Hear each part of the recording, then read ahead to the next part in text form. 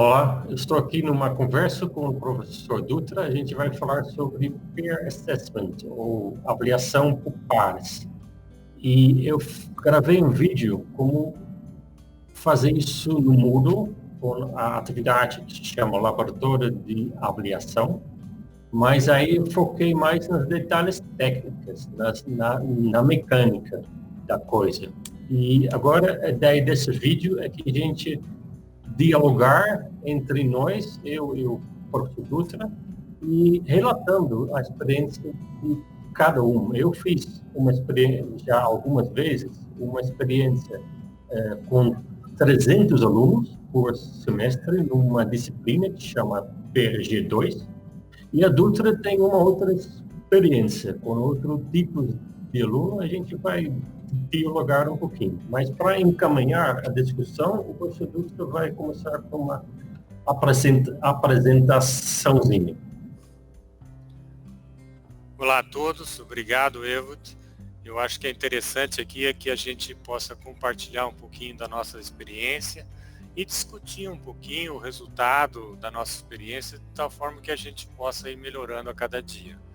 Então, a minha ideia aqui é compartilhar um pouquinho com vocês como que eu uso essa ferramenta aí, que é a avaliação de pares aí, tá?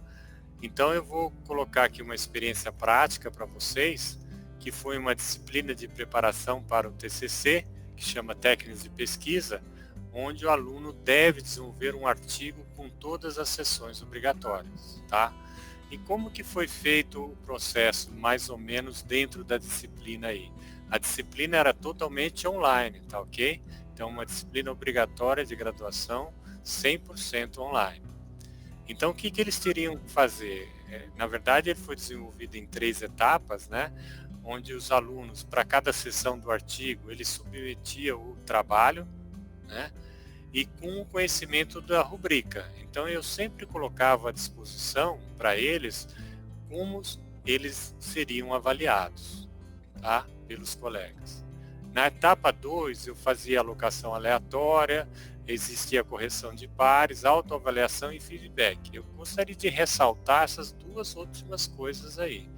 A autoavaliação, eu acho que é muito importante esse processo de autoavaliação aí para o aluno conhecer um pouquinho melhor como que ele está indo na disciplina. E a outra coisa que eu acho igualmente importante é o feedback, onde o aluno dando um feedback do outro aluno. Então é importante frisar isso, que na verdade o aluno ele tem condições de ajudar o outro colega. Então a gente coloca essa ideia de, na verdade, um ambiente onde um está ajudando o outro, tá? Então isso é muito importante que o aluno entenda esse processo. Não é só o professor ajudando, mas o aluno também. E no final tem a nota final com um percentual para submissão e correção dos pares aí. Nesse próximo slide aí, eu gostaria de ressaltar um pouquinho alguns aspectos importantes das minhas escolhas dentro dessa disciplina. Então, a rubrica, se você olhar alguns artigos, ele mostra, na verdade, que isso é muito interessante para o aluno, né? E aí a gente fica, às vezes, perguntando, né, como que a gente faz uma rubrica boa, né? E aí eu achei num artigo aí, que eu vou compartilhar com vocês também, que ele mostra, na verdade, que o que afeta o desempenho da rubrica é se você fizer uma seleção aleatória, tanto dos alunos que vão ser corrigidos e os corretores, né? Eles falam também que se isso for voluntário é melhor ainda, tá? E fala também que uma coisa muito interessante, eu na verdade não fiz isso, mas tenho muito interesse de fazer ainda, é você envolver os alunos na criação ou no desenvolvimento dessa rubrica, tá? Então o importante aí é que na verdade ele não vai fazer avaliação de qualquer jeito, ele vai tem uma matriz de avaliação onde ele tem as dimensões que vão ser avaliadas. Então, quer dizer, é um modelo mais ou menos padronizado de avaliação. O item 2, que eu falo de avaliação de pares, que é isso que a gente está fazendo, também inclui a opção de autoavaliação. E aí eu entendo a autoavaliação como uma opção de avaliar e agir, ou seja, você dá a oportunidade de que ele possa agir depois de avaliar como está o desempenho dele.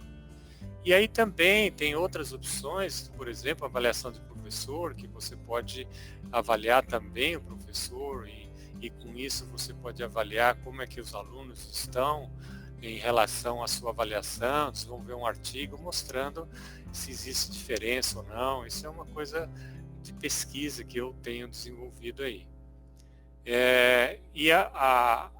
E também a avaliação e o feedback, tá? Que é uma forma de avaliação formativa. Como eu trabalho em cada sessão do artigo, então isso significa que ao final de cada sessão, eles tendo um feedback, eles podem ir melhorando, tá? A outra opção que é muito interessante, depois que você dá a opção de ele submeter, os colegas avaliarem, a ressubmissão. Isso é muito importante, que você permite que ele corrija durante a disciplina aquilo que foi avaliado. Então eu trouxe outro autor aqui mostrando que quando há um feedback e a oportunidade de revisão, isso aumenta muito o desempenho. O outro item que eu usei muito é suporte. Os alunos precisam bastante de suporte. E como é uma coisa nova, desenvolvimento de artigos, então inicialmente eu trabalhei com fórum nas primeiras versões dessa disciplina. E aí depois eu passei agora nas últimas a trabalhar com WhatsApp.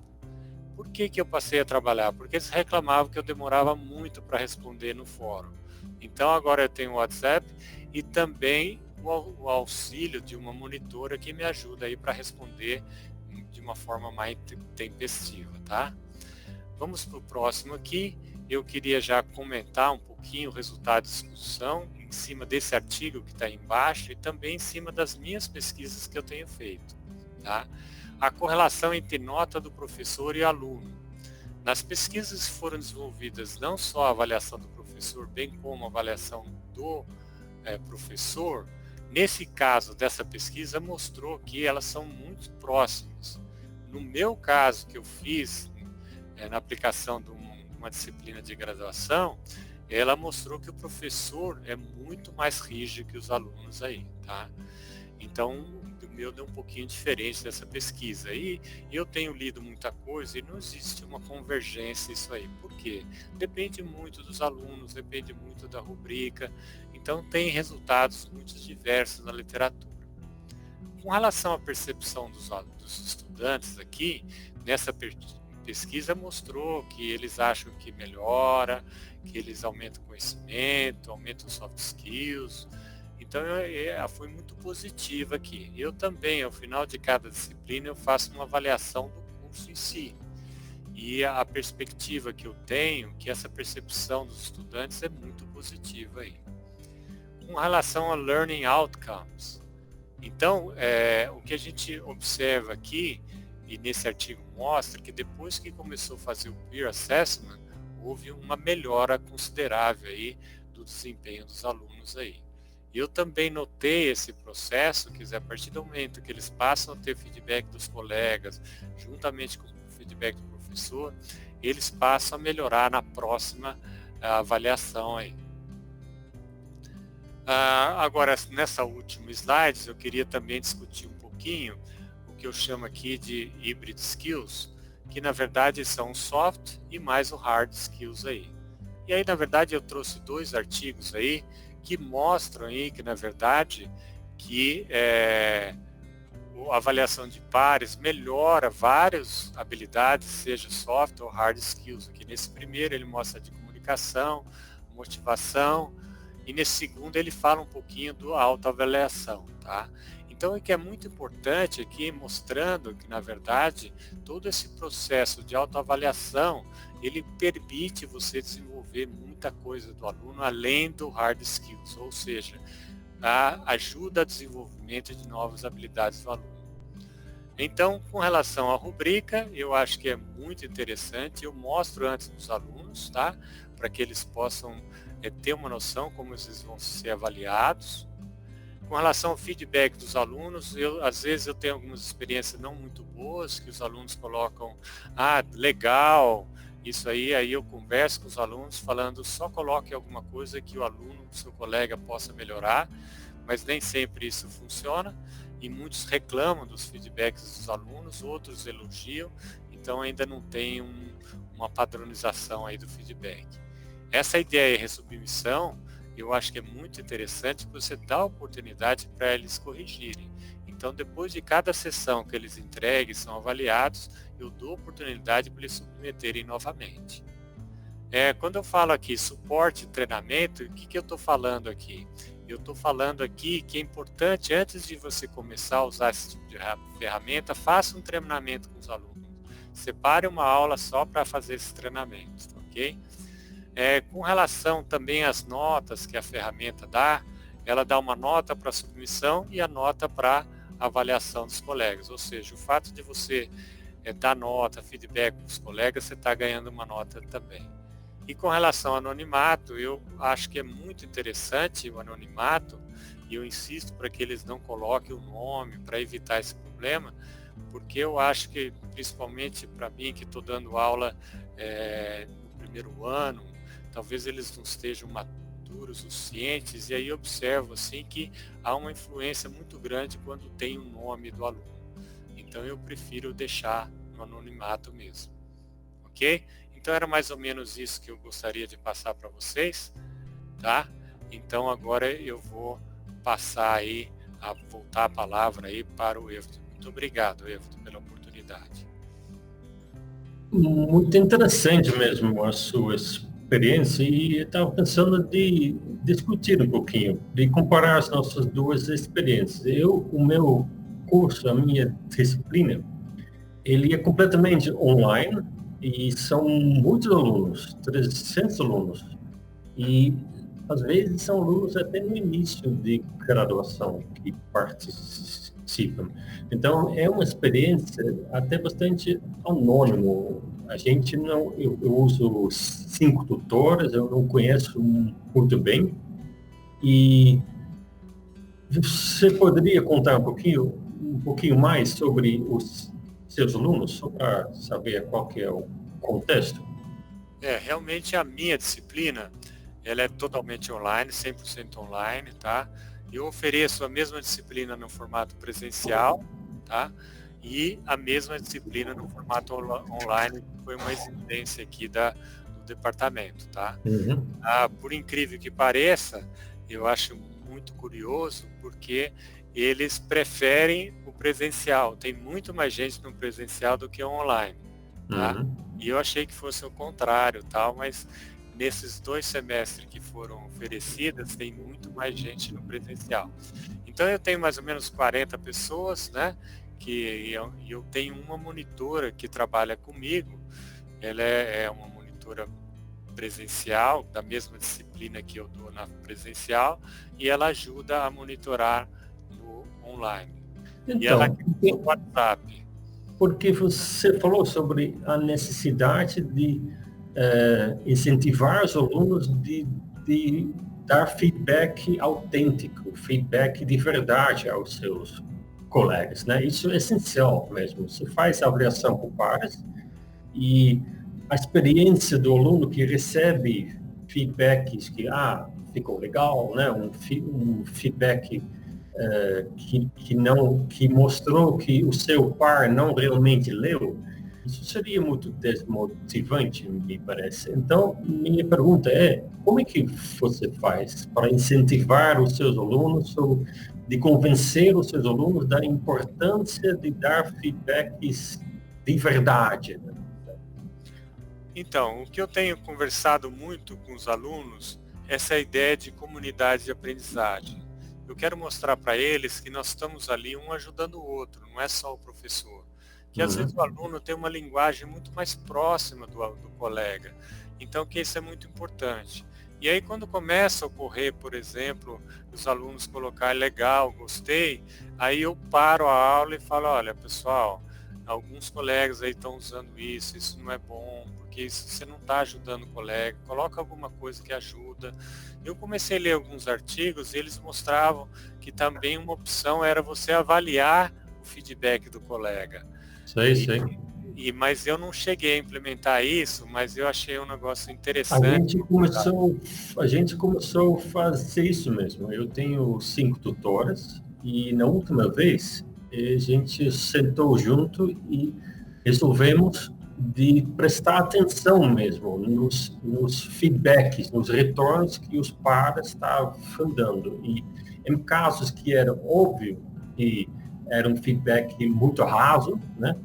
A gente deu uma nota menor, uma nota da avaliação era dada menor, para incentivar mesmo esse feedback verdadeiro, né? Uma outra coisa, Dutra, que você falou, que me chamou a atenção, é aquele resubmissão. E você dá a chance para o aluno melhorar o seu trabalho. E eu sei que isso não é possível fazer dentro da ferramenta laboratório de avaliação. Queria perguntar, então, como é que você faz? Então, realmente, esse é um negócio que eu acho muito importante dentro daquela ideia de avaliação formativa, para que ele possa melhorar durante o curso, e não só ao final, ele entregando o artigo. E como não havia essa possibilidade dentro da avaliação de pares aí, laboratório de avaliação, então eu usei a ferramenta tarefa, onde ele faria a submissão dessa sessão do artigo, de tal forma que eu pudesse dar um retorno para ele posteriormente em relação no seu trabalho final, né? O que a gente faz, eu faço durante o semestre, eu faço 3 laboratórios de avaliação. O primeiro, ele serve para o aluno se acostumar com a ferramenta, com a mecânica, que significa as fases e tal. Aí eu deixo essa nota que é gerada, deixo pesar muito pouco na nota final.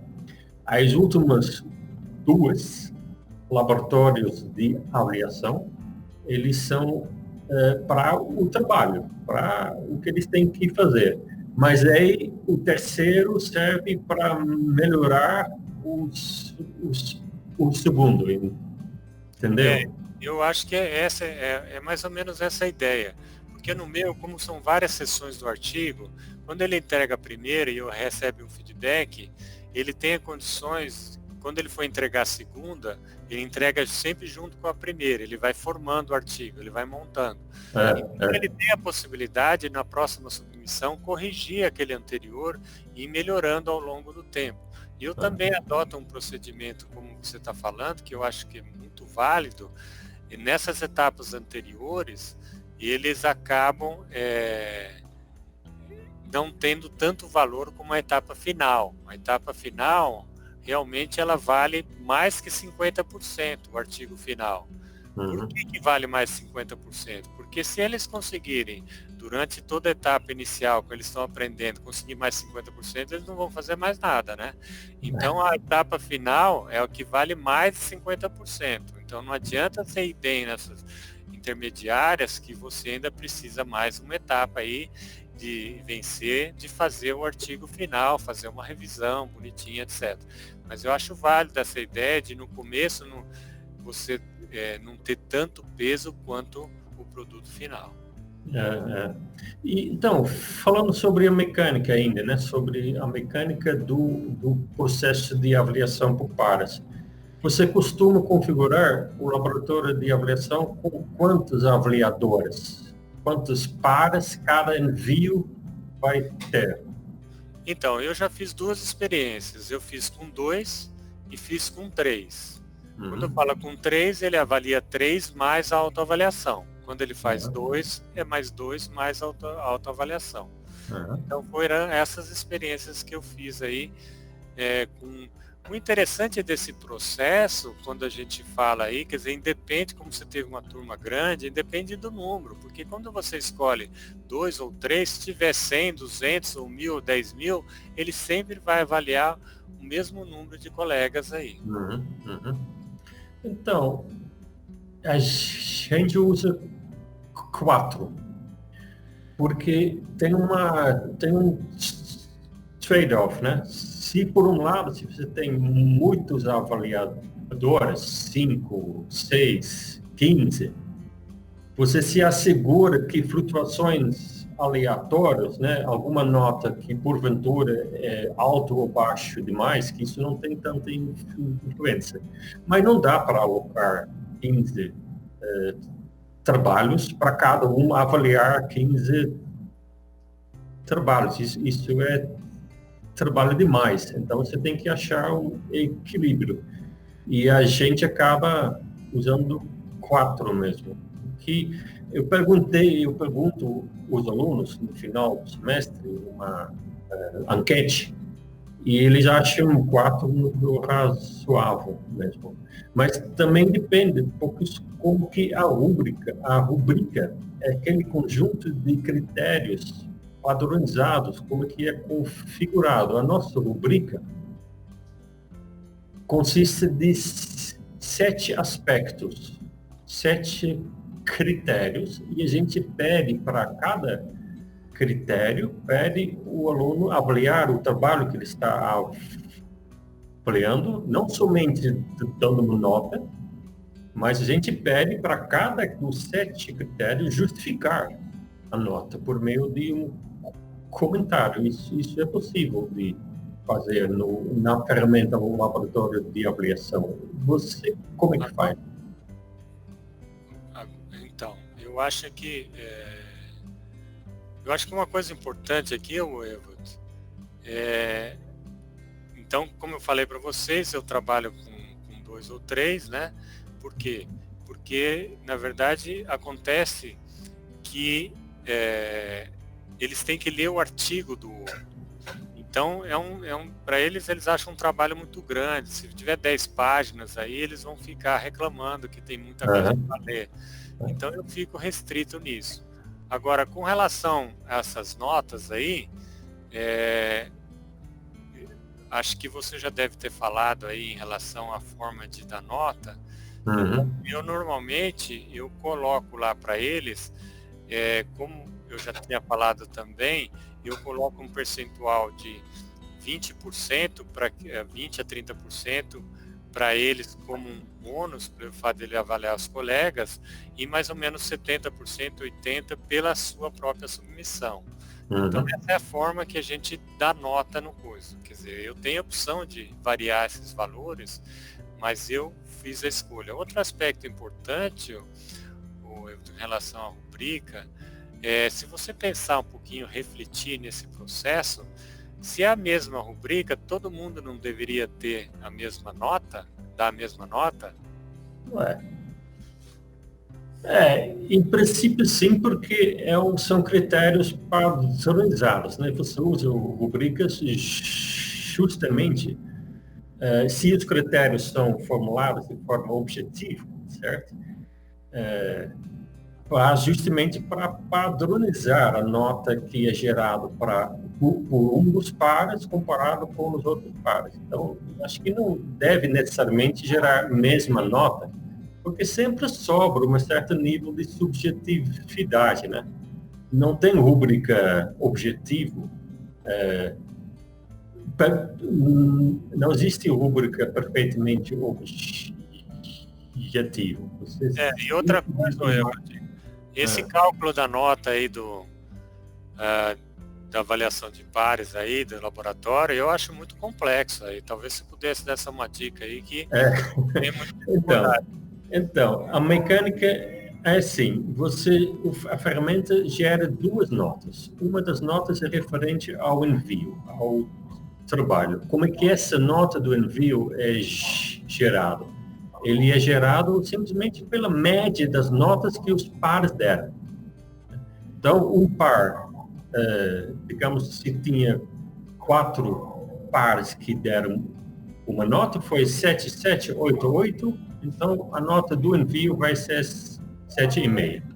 Mas tem uma outra nota sendo gerada pela ferramenta, que é a nota da avaliação. E, por padrão, o Moodle faz uma coisa muito complicada mesmo. Ele tenta avaliar se uma das notas que um par deu é muito discrepante com os outros. E isso é um processo meio opaco. Então, o que eu costumo fazer é usar um outro método de calcular essa nota de avaliação, essa nota referente à avaliação. Eu simplesmente uso um algoritmo que é proporcional. E, assim, se é pedido para o aluno avaliar 4 trabalhos, ele avaliou 4 trabalhos, então ele vai ganhar 10. E isso é uma maneira mais simples de explicar aos alunos, inclusive. Mas eu também não dou muito peso para essa nota de avaliação. E uma alternativa seria dar essa nota completamente manualmente, baseado na qualidade do seu feedback. Mas isso a gente nunca fez. Seria um experimento. Aliás, Dutra, as suas avaliações são anônimos. Você configura a ferramenta para os pares não saberem o nome do trabalho que eles avaliam. Sim, Evald, eu acho que isso é muito importante. Pelas minhas experiências que tenho feito, eu costumo fazer avaliação em sala de aula, de colegas, etc. Eu tenho observado assim que muitos alunos acabam corrigindo em função daquele colega, se o cara é legal, não é legal. Então eu tenho evitado esse tipo de problema e pedindo assim de uma forma sistemática para que eles não coloquem o nome no texto, etc., para que não seja identificado. Então eu sou muito a favor aí do anonimato, tá? Eu início das minhas primeiras experiências, eu até fiz uma experiência com deixar os nomes visíveis. Mas eu perguntei aos próprios alunos, né, no final, naquele enquete, eles preferem ser anônimos mesmo, porque eles entendem todas as coisas erradas e perversas que podem acontecer, né? Você pode ficar constrangido, você pode não dar uma resposta honesta. Então, eu acabo de concordar com os alunos e com você. Agora, eu sempre deixo anônimo mesmo. E, viu, e a autoavaliação? Como é que isso funciona? Porque eu fiz isso a primeira vez, eu deixei os alunos avaliar 4 trabalhos dos colegas e seu próprio trabalho. Mas quando eu perguntei, no final do semestre, o que eles achavam, os alunos acharam muito esquisitos, porque eu entendi depois que eles têm uma ideia de avaliação muito sumativa. Eles acham que a avaliação serve para nota. Essa ideia de avaliação formativa não está muito na cabeça dos nossos alunos de graduação, pelo menos. E eu acho que isso é a razão que eles achavam, uma autoavaliação, eu vou dar uma nota para mim mesmo? Isso é muito esquisito, certo? Mas a sua experiência era outra. Então, eu na verdade acabei optando por isso através da leitura de vários artigos mostrando essa ideia de você entender o que você sabe, né? E entender que, na verdade, esse é um processo de interação, ou seja, você vai interagindo com essa avaliação e vai aprendendo como melhorar esse processo, né? Então, esse tipo de autoavaliação não é um evento como uma prova sumativa. Na verdade, é um processo interativo onde você vai conversando com você mesmo, mostrando o que você sabe ou não e a necessidade de você melhorar com o tempo aí. Eu concordo plenamente. Essa conclusão, eu acho a avaliação por pares, o laboratório de avaliação, pessoalmente, eu acho muito mais interessante para fins de formação, para avaliação formativa, né? Ele pode ser usado como a gente, nesse curso grande de 300 alunos, a gente usa para fins somativos, para gerar uma nota. Mas, no fundo mesmo, é uma ferramenta super apropriada para formação formativa. que você acha? Então, eu acho que é muito interessante. Eu vou fazer uma provocação aqui, Uhum, só para a gente fechar aqui a minha fala. uhum, Se eu, por acaso, com o passar do tempo, através de diversas aplicações de avaliação pares, usando esse método aí, do laboratório de avaliação, eu chegar à conclusão que a nota do professor, ela no meu caso aqui, ela é sempre 30% menor do que a nota do aluno, eu posso chegar à seguinte conclusão: eu não preciso mais que o professor corrija, eu só pego a nota do aluno e tiro 30%. Podemos chegar nesse ponto? uhum, Imagina se eu tiver 10 mil alunos, eu não preciso mais do professor corrigir? uhum, uhum. Essa é uma provocação mesmo. Eu queria deixar o nosso público pensar sobre isso. E eu acho que a gente deve concluir por aí, a não ser que você tenha mais uma consideração. Não, eu acho que essas duas experiências que nós tivemos, uma turma grande, uma turma pequena, mostra realmente tem um potencial muito grande. Claro, às vezes tem alguns objetivos um pouquinho distintos, mas no fim a gente quer que o aluno aprenda, desenvolva, etc. Então eu acho que é uma ferramenta muito interessante e eu acho que se vocês tiverem mais dúvidas, etc., vocês podem entrar em contato, seja com o Evdo, comigo. A gente está à disposição aí para trocar algumas experiências com vocês, mostrar um caminho que a gente já percorreu aqui. Muito obrigado. Isso mesmo. Obrigado. Tchau.